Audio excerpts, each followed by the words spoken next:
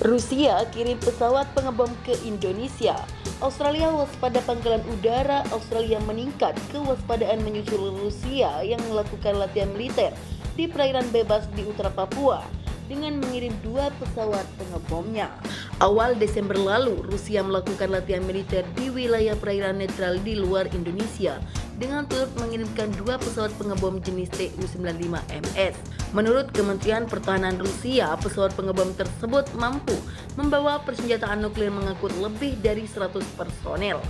Dilaporkan kantor berita Rusia, RT latihan tersebut menjadi patroli udara pertama yang dilakukan Kremlin di wilayah Pasifik dan diluncurkan dari Indonesia.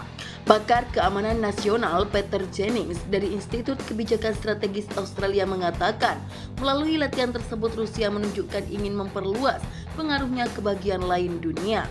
Latihan itu seperti pengingat bahwa Rusia ada di sini.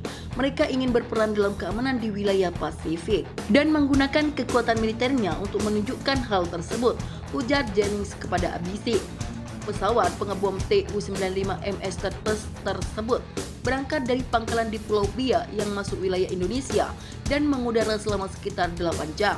Penerbangan di atas perairan netral di Arktik Utara, Laut Hitam, dan Laut Kaspia, serta armada Pasifik dilakukan secara reguler oleh pesawat terbang jarak jauh.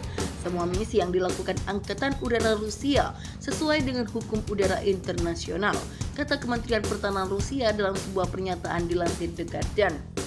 Departemen Pertahanan Australia mengonfirmasi adanya peningkatan kewaspadaan pada periode yang sama dengan latihan yang dilakukan Angkatan Udara Rusia. Peningkatan kewaspadaan oleh Angkatan Pertahanan Australia sesuai untuk merespon keadaan yang berkembang. Awal Desember ada peningkatan kesiapan dalam periode singkat, kata juru bicara Departemen Pertahanan. Spesifikasi pesawat pengebom Tu-160M2 milik Rusia yang mengerikan.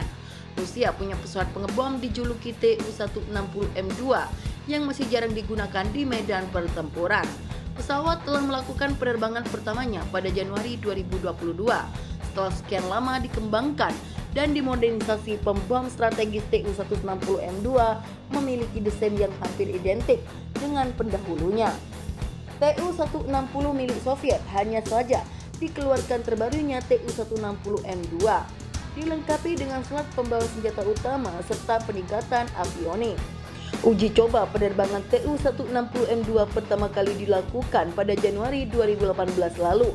Pembom terburu Rusia itu disebut memiliki suite komunikasi on-board yang sama dengan pesawat tempur superioritas udara generasi kelima Su-56 Rusia. Sistem telah dikembangkan menggunakan platform komunikasi yang dibuat untuk Su-57 kelima pejuang generasi sebagai keunggulan utamanya. Ia dicirikan oleh keandalan yang tinggi, transmisi informasi yang cepat, bobot yang kecil, dan efisiensi energi, sebut perusahaan pertahanan Rusia, Rusia Electronic Group, dilansir dari The Aviation Group. Pesawat ini mampu membawa 40 ton rudal dan hebatnya punya senjata penangkal nuklir. Pesawat ini merupakan satu dari 10 unit Tu-160M2 yang dipersiapkan dan direncanakan akan digunakan militer Rusia pada tahun 2027.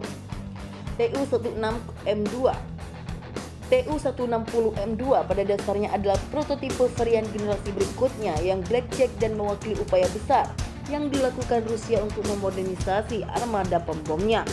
Karena itu Tu-160M2 mempertahankan desain sayap Tupolev Tu-160 Belif Lebed M atau angsa putih mengutip nasionalis Teres. Tupolev Tu-160 Belif Lebed merupakan pesawat pembom supersonik sayap rendah dengan sayap swift variabel yang dirancang Tupolev pada 1980 lalu.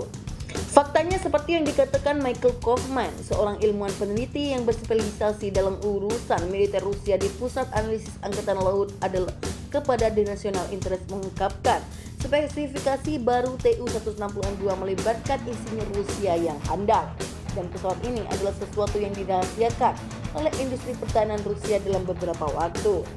Pembom baru ini akan menampilkan sistem misi baru dan akan didukung oleh versi upgrade dari turbofan Kuznetsov NK-32. Mesin yang ditingkatkan namun lebih hemat bahan bakar dan lebih handal daripada yang sebelumnya. Mesin baru adalah seri NK-3202 yang seharusnya jauh lebih hemat bahan bakar. mesin MK32 asli memiliki masalah, kata Kaufman.